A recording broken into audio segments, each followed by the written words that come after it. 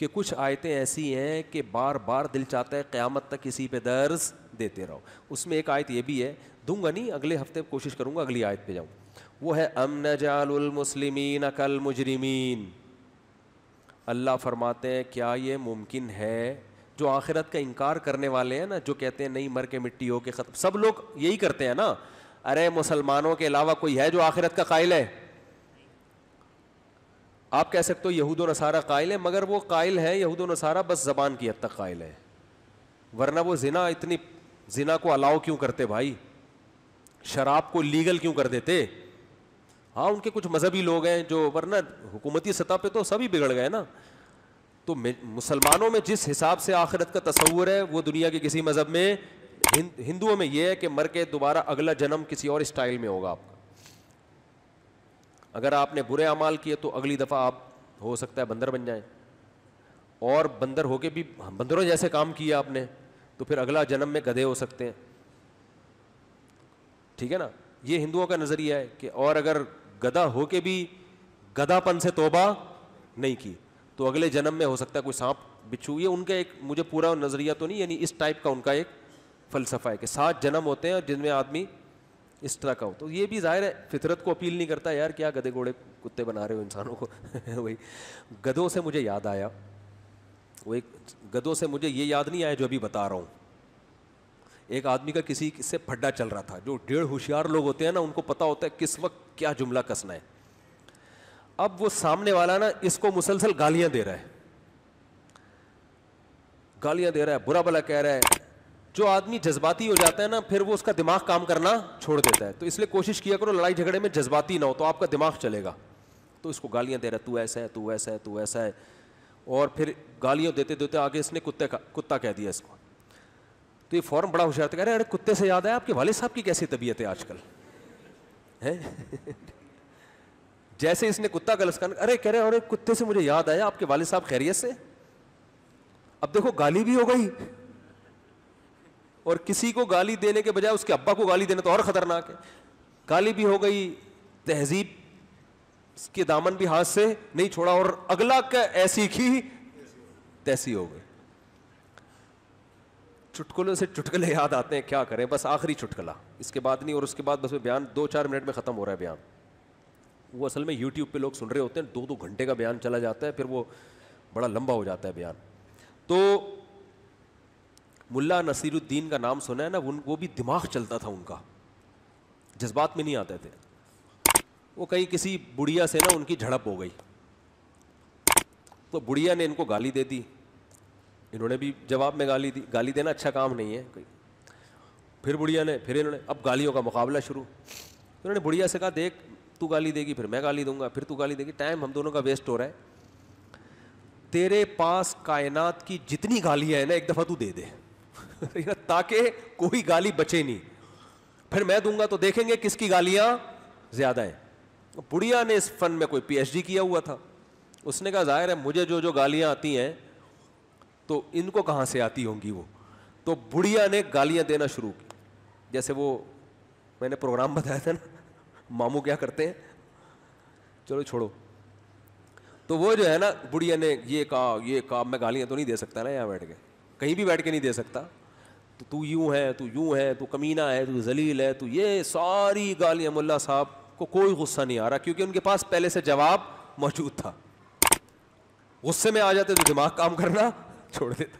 میں نے کہا دیتے رہو, دیتے دیتے دیتے دیتے دیتے دیتے دیتے تھک گئی نا, ان کو غصہ ہی نہیں آ رہا. انہوں نے کہا اور کوئی گالی, پھر سوچتی رہی, ہاں ایک گالی یاد آئی, وہ بھی دے دی. اب جب سوچ کے بھی گالیاں ختم ہو گئی نا, ان کو کوئی غصہ نہیں آ رہا. تو انہوں نے کہا, اس بڑھیا نے کہا میرے پاس گالیاں ختم, اب آپ شروع کریں. تو ملا صاحب نے کہا دیکھو جتنی گالیاں تو نے مجھے دی ہیں یہ بھی, اس سے پہلے ماضی میں کسی نے جس کو بھی جس قسم کی بھی گالی دی ہے وہ بھی, اور قیامت تک آنے والے انسانوں میں سے ہر ایک انسان جس کو بھی کسی بھی قسم کی کسی بھی زبان میں کوئی بھی گالی دے گا وہ بھی, وہ تمام گالیاں تمام تر قسموں کے ساتھ ایک تھیلے میں, اور وہ تھیلا تجھے. اس کو غصہ آیا اور فوراً ایک بھاری بھرکم گالی نکالی نا. انہوں نے کہا تھیلے میں. پھر دوسری گالی نکالی, کہہ رہے تھیلے میں. پھر تیسری گالی نکالی, کہہ رہے تھیلے میں. یعنی وہ ریورس ہو کے کہاں جا رہی ہے. جس کی کھوپڑی چلتی ہے نا, اس سے کبھی بھی الجھا مت کرو. اس لیے میں کہتا ہوں سب سے زیادہ حفاظت جس چیز کی کرنی ہے وہ کیا ہے, کھوپڑی. اور کھوپڑی کے بعد ٹینشن نہ لو, وہ تو قدرت کی طرف سے کچھ ٹینشنیں ہوتی ہیں, لیکن حتی الامکان اپنے آپ کو کیا رکھو, ریلیکسنگ. وہ ایک سردار جی سمندر کے کنارے لیٹے ہوئے تھے, کسی نے ان سے کہا کہ آر یو ریلیکسنگ, اس نے کہا نو. پھر کسی نے آ کے کہا, وہ بڑے آرام سے نا جیسے ریلیکس والے اسٹائل میں, آر یو ریلیکسنگ, نو. بھائی بار بار لوگ پوچھتے ہیں یار ریلیکس ہی تو کر رہا ہے اور پھر کیوں کہہ رہے نو. پھر کسی نے کہا بھائی یو آر ریلیکسنگ, اس نے کہا no I am Sanjeet Singh, I am not relaxing. میں ریلیکسنگ تھوڑی ہوں, میں تو سنجیت سنگھ ہوں یار.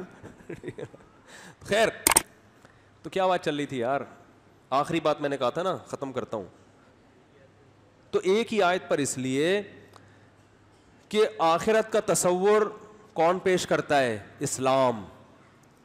اور جتنے پڑھے لکھے آج کل ہوتے جا رہے ہیں نا, جو پڑھ لکھ کے پاگل ہو رہے ہیں, وہ اتنے ہی لبرل ہوتے جا رہے ہیں, دین سے دور ہوتے جا رہے ہیں, اور سب سے پہلے آخرت کا کیا کرتے ہیں, انکار. وہ کہتے ہیں بس دنیا, وہ کہتے ہیں جو کچھ کرنا ہے دنیا کے, اچھے بنو مگر دنیا کے لیے, انسانوں کے لیے.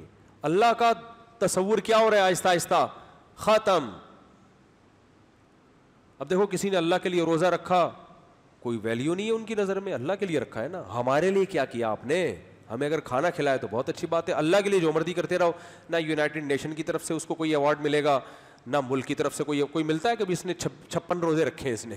بھائی گھر والوں سے بھی کوئی عزت نہیں ملتی, تو روزے کا ثواب تو آخرت میں ملے گا نا. تو اسلام ہے جو آخرت کا تصور پیش کرتا ہے. تو اسلام نے ایسی خاندانی دلیل دی ہے نا کہ ساری دنیا کے انسانوں کو خطاب کر کے اسلام کہتا ہے اگر موت کے بعد زندگی نہیں ہے تو اس کا مطلب اچھا کرنے والے اور بروں کا انجام ایک جیسا. تو اللہ فرماتے ہیں ام نجعل, کیا یہ پاسبل ہے, is it possible for me to do this, کیا یہ ممکن ہے کہ میں اچھا کرنے والے اور برا کرنے والوں کو ایک جیسا کر دوں. کیا ہو گیا, ما لکم, تمہیں ہو کیا گیا ہے, کیسی باتیں کر رہے ہو, کیا انداز ہے یار قرآن کا, ما لکم, ہو گیا ہے تمہیں.